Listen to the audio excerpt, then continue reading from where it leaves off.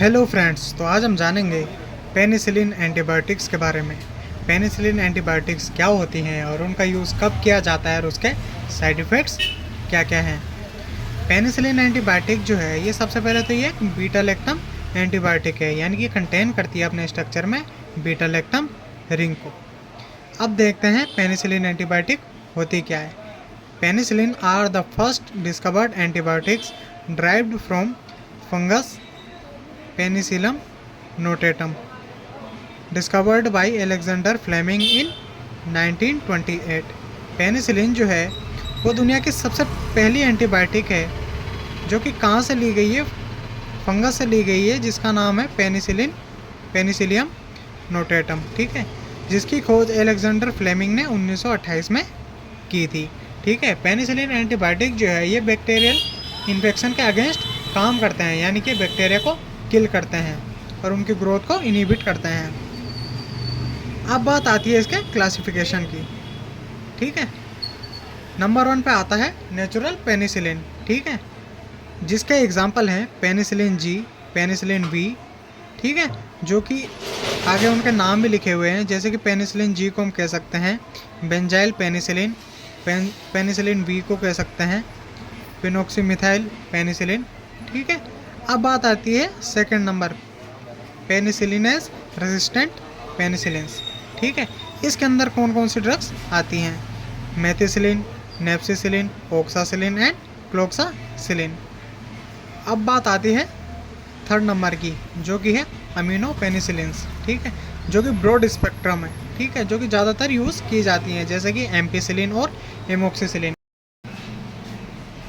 Number 4 पे आता है एंटीसूडोमोनल पेनिसिलिन। ठीक है, जिसके एग्जांपल हैं कार्बेनिसिलिन, टेकेरेसिलिन, पिपरासिलिन, इसके एग्जांपल्स हैं। ठीक है, नंबर 5 पे आता है combination with beta lactamase inhibitor. ठीक है, ये जो एंटीबायोटिक है ये किसी के साथ कॉम्बिनेशन में भी दी जाती हैं, जैसे कि एमोक्सिसिलिन दी जाती है क्लेवुलेनिक एसिड के साथ। ठीक है, एम्पिसिलिन दी जाती है सल्बेक्टम के साथ एंड पिपरासिलिन दी जाती है टेजोबेक्टम के साथ।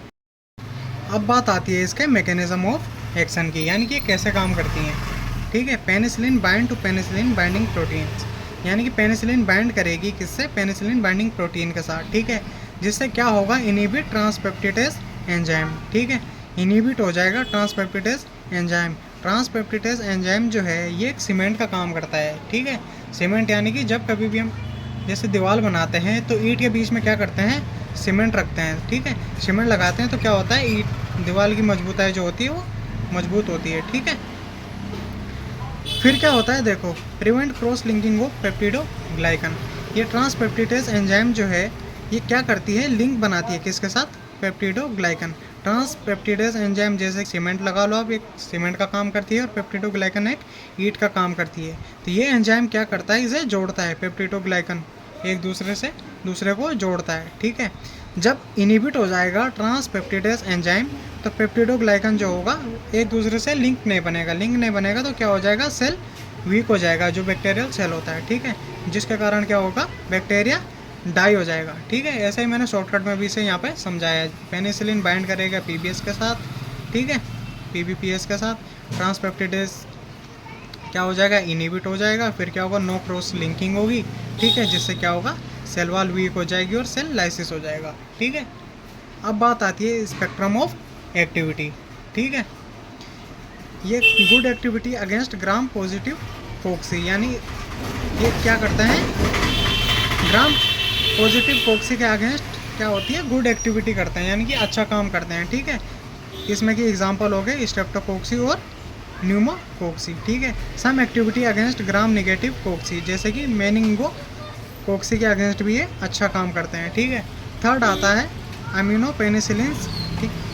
ठीक है, active against some gram negative bacilli. ठीक है, कुछ निगेटिव बेसिली के अगेंस्ट भी ये अच्छा काम करते हैं। फोर्थ आता है एंटी सूडोमोनल एक्टिव अगेंस्ट सूडोमोनस, क्या हो गया? एरुजिनोसा। ठीक है, इसके अगेंस्ट भी ये अच्छा काम करती हैं। कौन सी? Penicillin antibiotics.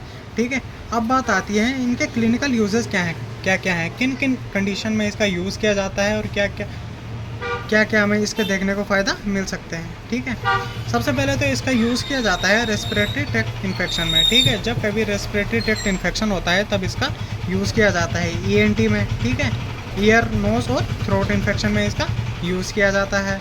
Skin and soft tissue infection में इसका यूज़ किया जाता है। डेंटल इन्फेक्शन में इसका यूज़ किया जाता है।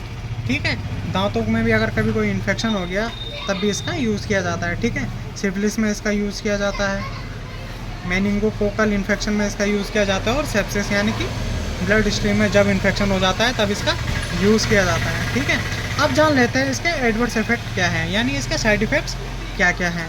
Number 1, hyper sensitivity reaction. ठीक है, यानी कि रेसेस हो सकते हैं। ठीक है, एनाफाइलैक्सिस हो सकते हैं, अर्टिकेरिया हो सकता है। ठीक है, ये हो गए इसके साइड इफ़ेक्ट्स।